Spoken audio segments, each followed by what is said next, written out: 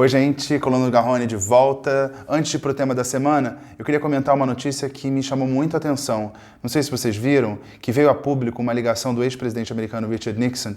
Ele conversava com o então governador da Califórnia, Ronald Reagan, que depois viria a ser presidente da República.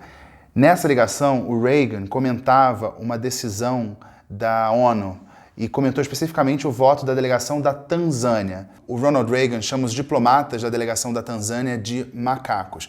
E eu não queria destacar essa notícia, eu queria destacar uma notícia que foi um desdobramento dessa, que foi a reação da filha do Ronald Reagan, a Patty Davis. Ela disse, que abre aspas, não há defesa, não há racionalização, não há explicação cabível para o que meu pai disse nas conversas telefônicas. E eu destaquei essa declaração que me chamou muita atenção, porque apesar dele ser pai, apesar dele estar morto, apesar dele ser um dos principais presidentes da história dos Estados Unidos, muito louvado pelos republicanos em especial, o racismo está acima disso. Ela não disse que a ligação estava fora de contexto, ela não disse que o mundo na época, nos anos 70, era outro, ela não disse que foi uma piada, ela não disse que aquilo era uma conversa privada, ela não disse que foi um lapso do pai, ela não deu desculpa nenhuma, não passou pano. Eu achei interessante que pelo menos ficou claro ali que o legado dele, pelo menos em relação ao preconceito racial, não foi passado. Achei muito nobre a atitude dela. Me chamou muita atenção essa notícia, eu quis destacar. Mas vamos para o assunto da semana, porque eu já estou falando demais. Vamos lá. Europa. Quando fala em Europa, todo mundo pensa num continente rico, democrático, livre, e adora comparar com a Europa, né? Não, a Europa é assim, na Europa é assado, sempre sendo melhor do que o Brasil. Mas quando você fala isso, de que Europa você está falando? Bem, nas minhas últimas férias, eu fui para uma Europa que não é nada disso. Dá uma olhada.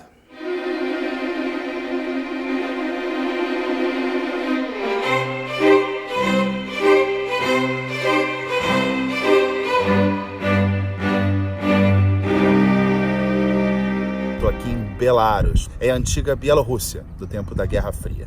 Esse aqui é o Castelo de Mir, um patrimônio mundial da humanidade, um selo de qualidade dado pela Unesco.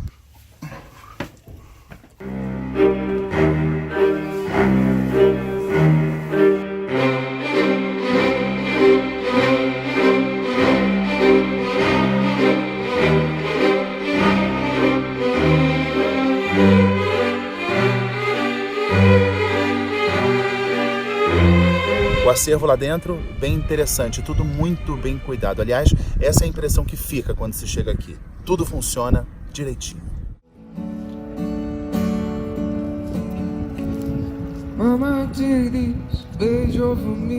De cara você vê que segurança não é um problema aqui. Eu não vi sequer um prédio que tenha grade, por exemplo. As mulheres andam na rua de noite, de dia, sem medo. Calçada bem limpa, dá pra comer na calçada de tão limpa. E aqui todo mundo respeita o sinal vermelho. E eu não tô falando só de carro não, tô falando de pedestre também. Eles só atravessam quando a luz está verde. Pode estar dia, pode estar noite, pode estar frio, pode estar calor. Não importa, o pedestre espera a vez dele para atravessar a rua. Tem todas as marcas que você pode ver no Ocidente. Tem até um Uber local.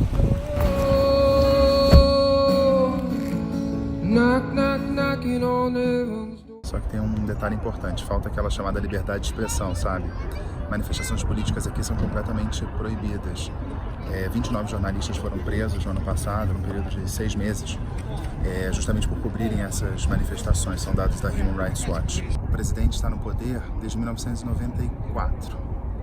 Eu não vou nem dizer o nome dele, porque podem ouvir e aí não vai ser muito bom para mim. Então é isso, vocês trocariam o Brasil esculhambado do jeito que é por essa asséptica, segura e estável Belarus? Bem, eu sou Nelson Garrone, direto de Minsk, para o My News.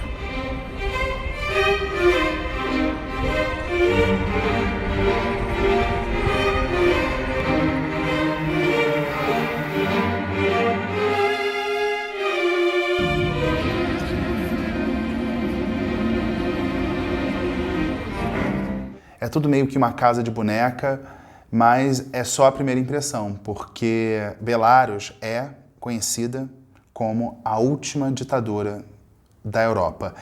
E ordem, toda essa ordem toda, sem liberdade de expressão, eu dispenso. Então eu fiz aquela pergunta, você prefere a esculhambação do Brasil ou aquela ordem estranha de Belarus? Eu prefiro a esculhambação do Brasil. Mas vamos lá, vamos falar de Belarus. Então, sempre que se fala em Belarus, vem o nome desse cara, que é o cara que manda lá. Agora eu posso falar o nome dele, lá eu fiquei meio com receio de falar o nome dele. Alexander Lukashenko.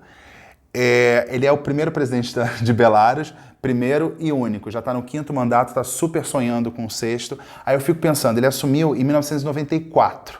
Pensa no Brasil de lá para cá. A gente teve, em 94, teve Fernando Henrique de novo, Lula de novo, Dilma, um mandato e meio da Dilma, meio mandato ali do Temer, a gente já está no governo Bolsonaro, e em Belarus só tem uma pessoa no poder, o Lukashenko. Aí eu fiquei pensando, o cara está 25 anos no poder. Ele já deve ter feito um belo pé de meia. Então ele está lá com seus 64 anos, eu com a minha cabeça, eu não entendo porque a pessoa quer continuar no poder. Podia aproveitar esse dinheiro, comprar uma ilha grega, aproveitar a vida, comer do bem e do melhor, recrutar os melhores profissionais do sexo, mas não. Ele prefere continuar no poder. Então eu fico pensando como é que é o dia desse cara. Ele acorda, pensa, eu vou reprimir um jornalista, eu vou matar um dissidente, eu vou conspirar contra o inimigo. Esse cara deve dormir muito pouco. Será que ele aproveita a vida? E aí é aquela coisa, depois de tanto tempo de poder, fica aquele povo pedindo mais democracia. Ele proíbe manifestações, criminaliza a oposição política. Aí, claro, que ele vai querer atrapalhar o trabalho das ONGs, que ficam pedindo democracia, muito chato, e controla a imprensa. E aí vale lembrar que tem um ranking lá dos Repórteres Sem Fronteiras que põe Belarus como o pior país da Europa para se trabalhar. E nos documentários que eu vi acho que 3 ou 4 documentários sobre Belarus, eu vou botar na descrição as referências, tudo que eu falar, as fontes e tal, para não ficar citando as fontes, que é meio chato, tá tudo lá na descrição, não é nada da cabeça do Garrone. E num dos documentários eu vi o trabalho muito curioso de uma emissora chamada Belsat. Ela é uma emissora que fala de Belarus, e só que ela opera da Polônia. E tem alguns repórteres que trabalham meio clandestinos. Eles têm uma redação clandestina na capital e eles tentam mostrar o que a imprensa de lá não mostra, porque ou ela é controlada pelo governo ou é severamente monitorada. Eu entrei em contato com a Belsat e eles me responderam. Eu queria fazer uma entrevista por Skype, mas eles me disseram que não achavam seguro. Aí eu pedi para eles mandarem um vídeo explicando como é que é o trabalho deles e será que eles sofrem algum tipo de ameaça do governo? Dá uma olhada. Unfortunately, we don't have official accreditation in Belarus, and to work without accreditation is not permitted in Belarus. So we are prosecuted, unfortunately, all the time. We are paying fines, penalties, very big amount of penalties, and we're persecuted all the time in courts, and the Secret Service is following our cameramen and journalists. Unfortunately, it's a normal situation in Belarus. Luckily, nobody is sitting in prison right now. Alexander Lukashenko is very Soviet and authoritarian. The second thing, he has a very good memory. He remembers everyone who criticized him long ago, even 25 or 30 years ago, or underestimated him. And he persecuted them. He has a lot of houses, residences, and also he likes fancy cars, good watches, even though he's talking all the time that he cares about people, about Belarusians, but actually he likes very much luxury things. E o cara fica tanto tempo no poder e sem oposição, ou seja, sem alguém que possa criticá-lo, o ditador vai pirando e vai se desconectando cada vez mais da realidade do país. Eu separei uma frase que dá uma ideia da cabeça do cara. A frase é a seguinte, abre aspas, minha posição e o Estado jamais permitirão que eu vire um ditador. Mas esse é meu jeito autoritário de governar. Eu sempre admiti isso. Como se admitir que sempre foi autoritário fosse algum tipo de atenuante. Mas aí, como eu disse, o cara está completamente descolado da realidade e começa a ter umas manias estranhas. Tem duas que eu separei, que eu vi nos documentários que estão lá na descrição. Uma é que ele não deixa que nenhuma pessoa no país use o cargo de presidente. Se você tem uma empresa, a empresa não pode ter um presidente. Se você tem, sei lá, um sindicato, não pode ter presidente. Se você tem um clube, não pode ter presidente. Presidente só tem um, que é ele, legal, né? E tem outra história que diz que ele proíbe que façam imagens dele de lado ou de costas. Tem que ser sempre de frente, porque vocês viram que ele tá ficando careca, não gosta de mostrar que tá careca pra população. E o cara é bizarro. Mas não sei o que eu tô falando que ele é bizarro. Vocês se lembram do Wikileaks, quando vazaram aqueles documentos oficiais e diplomáticos, secretos e tal? Vazaram muitas comunicações entre diplomatas e as suas sedes. Eu separei aqui uma descrição que um diplomata americano fez do ditador, diplomata americano que servia em Minsk, capital de Belarus. Ele dizia que ele era um líder bizarro. Oi, Francisco. Tudo bem? Ele dizia que Lukashenko é um líder bizarro e perturbado que planeja ficar no poder indefinidamente. Aí eu comecei a pensar e me perguntar como é que funciona a cabeça de um ditador. Por que o cara não quer largar o osso, não quer largar o poder? O cara, como eu disse, tem dinheiro, podia aproveitar a vida. Mas talvez o conceito para ele de aproveitar a vida seja esse, não sei. Aí eu fui dar uma pesquisada e eu encontrei o trabalho de um neurocientista americano, ele chama James Fallon. Ele é professor de psiquiatria e comportamento humano, é professor emérito de anatomia e neurobiologia da Universidade da Califórnia. O cara é fera. Eu ia falar um palavrão, mas minha mãe falou para não falar palavrão porque fica muito vulgar. Esse cara, então, estuda as mentes dos ditadores. E olha como ele definiu o perfil psicológico do Lukashenko. Ele fala que ele tem uma megalomania psicopata maligna quase impossível de ser satisfeito. Louco, né? Se eu fosse tentar traçar o perfil de um ditador, eu ia sempre pensar em algumas características que na minha cabeça são recorrentes em ditaduras, que é culto à personalidade, tem uma megalomania, tem uma repressão à imprensa e à oposição, tem um narcisismo e uma paranoia. Sempre rola uma paranoia. Bem, assim é como eu pensaria. Mas aí eu fui buscar a visão do cara que entende do assunto, o James Fallon, o neurocientista lá da Universidade da Califórnia, bam, na história. Ele analisa cérebros e fez esse estudo específico sobre cérebro de ditadores. E ele fez uma lista, digamos um checklist, das características de um ditador. E aí eu vou ler para vocês, e são coisas muito curiosas. Então vamos lá. Traços da personalidade de um ditador. Vamos lá. Simplista e encantador, carismático, mentiroso patológico, uma autoimagem grandiosa, ou seja, se acha, não tem remorso, é emocionalmente raso, insensível, não tem empatia, se desvia da responsabilidade, é hipersexualizado ou assexuado, das duas uma, impulsivo e tem um narcisismo maligno. Essas são as principais características. E tem algumas características que ele também listou que, digamos que correm por fora, que seriam apetite insaciável, péssimo gosto em arte, baixinho, achei curioso isso, né? Sádico, ótima memória e casamentos ruins. Quando eu comecei... Casamentos ruins é muito engraçado.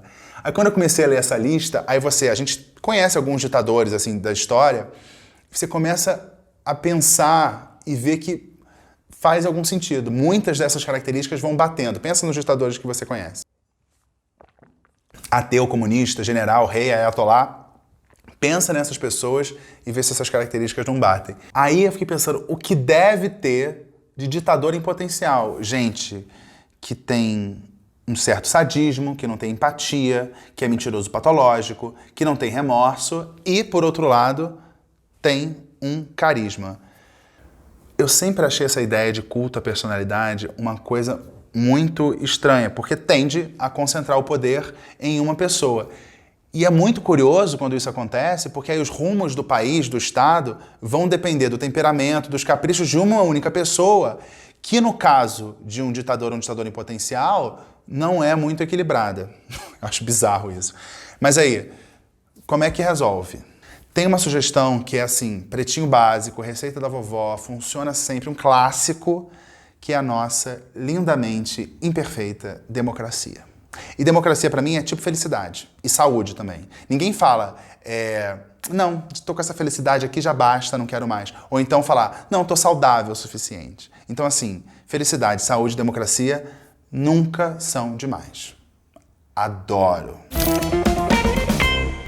Bem, gente, agora eu vou ler os comentários que foram postados debaixo lá do meu vídeo da semana passada sobre Venezuela. Vamos lá. Rosana Pell. No Brasil existe um plano de genocídio das populações negras e indígenas em curso. Olha, Rosana, eu já ouvi muita gente usando a palavra genocídio especificamente para a população negra dos jovens negros.